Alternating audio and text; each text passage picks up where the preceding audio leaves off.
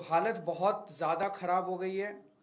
चारों तरफ लोग डर और दहशत की ज़िंदगी जी रहे हैं। आज से 10 साल पहले आप लोगों ने, दिल्ली के लोगों ने मुझे एक जिम्मेदारी दी थी। आपने कहा था केजरीवाल जी आप हमारे स्कूल ठीक करो। मैंने स्कूल ठीक कर दिए।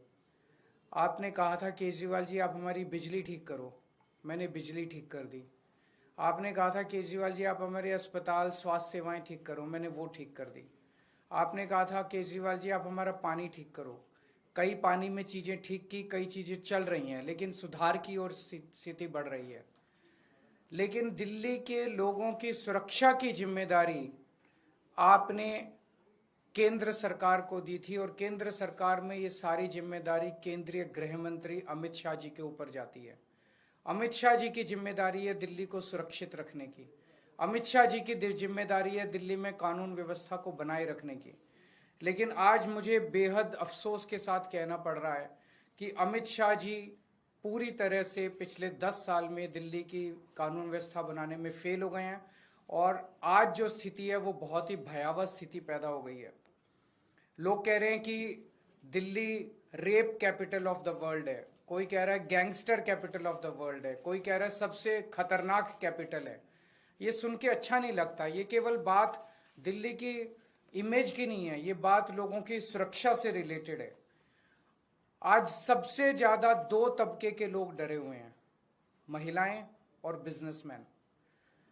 कल मैं नांगलोई गया। नांगलोई में कुछ दिन पहले रोशनलाल नाम के एक व्यक्ति जो दुकान चलाते हैं, उन्होंने 8 बजे सुबह दुकान खोली।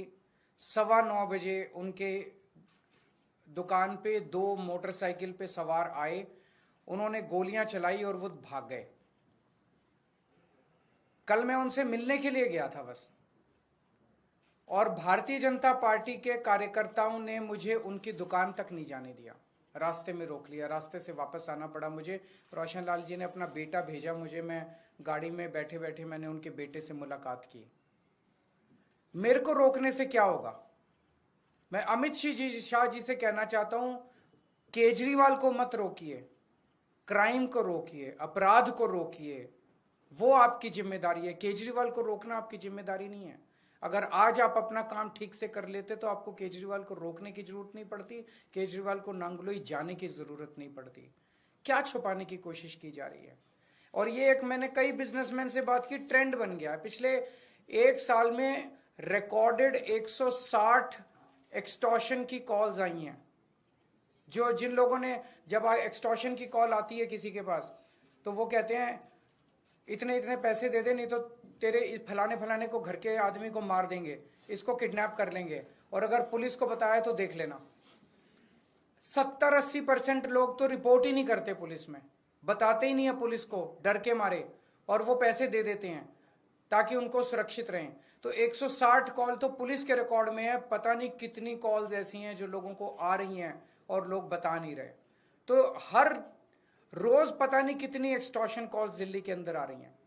और ये एक्सटॉर्शन कॉल्स क्या हैं? एक व्यापारी को विदेश के नंबर से एक्सटॉर्शन कॉल आती है, उसको कहा जाता है कि इतने पैसे दे दे, नहीं तो तेरे को ये कर देंगे, वो कर देंगे। अगर वो नहीं सुनता तो थोड़े दिन के बाद फिर उसके दिखाने के लिए कि वो असुरक्षित है, उसकी दुकान के ऊपर कोई मोटरसाइकिल पे शूट आउट करने के लिए, गोली चलाने के लिए 2 लोगों को भेज दिया जाता है ताकि वो डर के मारे पैसे दे दे। ये इतनी आम बात हो गई है कि दिल्ली से बिजनेसमैन दिल्ली छोड़ छोड़ के आस पड़ोस के राज्यों में जा रहे हैं। बिजनेस करना दिल्ली के अंदर एक बहुत बड़ा गुनाह बनता जा रहा है। महिलाएं असुरक्षित हैं। महिलाओं को, छोटी छोटी बच्चियों के साथ उनकी किडनैपिंग करके उनको रेप कर दिया जाता है, उनको मर्डर कर दिया जाता है। ईव टीजिंग की, मनचलों की घटनाएं मेट्रो के अंदर और बस के अंदर सफर करना दूभर होता जा रहा है।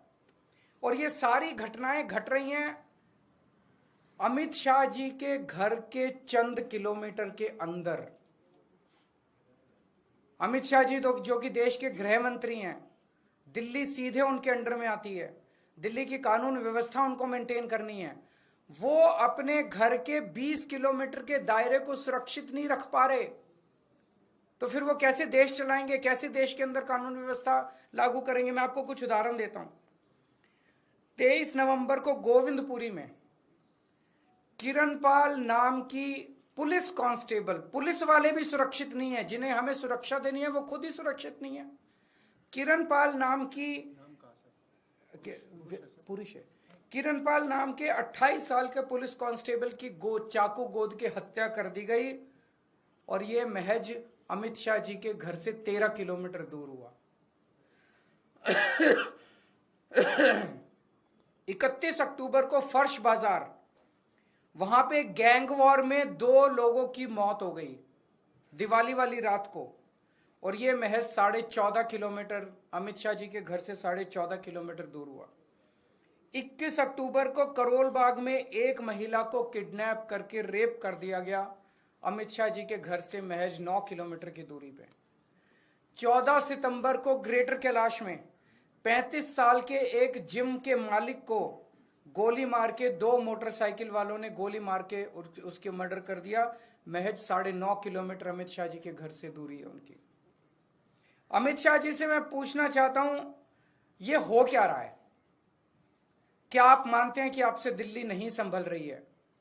और दिल्ली के लोग अब सुरक्षा के लिए किसके पास जाएं? अगर आपने अभी तक सनराइज समाचार को सब्सक्राइब नहीं किया है तो सनराइज समाचार को सब्सक्राइब कीजिए और बेल आइकन को भी दबा दीजिए, ताकि आप हमारे आने वाली वीडियो का नोटिफिकेशन सबसे पहले पा सकें।